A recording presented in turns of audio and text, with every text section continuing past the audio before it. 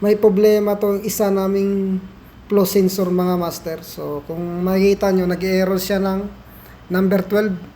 So itong angle seat valve na to ay gumagana to. So may tubig na lumalabas dito, pero hindi nagbibigay ng signal tong flow sensor na to. Ito yung FS923, kaya nag-alarm yung HMI ng makina. So kung titingnan natin dito, yung hose niya ay papunta dito sa pump na to. So ito kasi yung lubrication niya.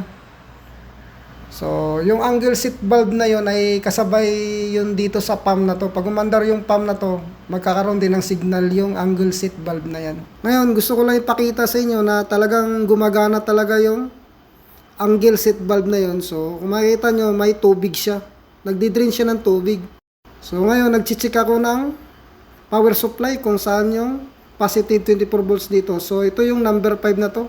Ito yung positive na 24 volts.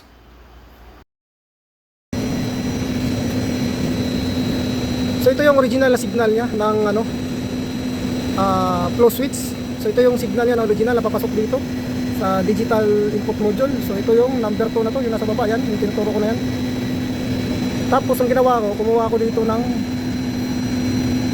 positive 24 volts direct. Ito yung power supply niya. Makita nyo, number 5, lahat ng number 5 na yan ay positive 24 volts yan.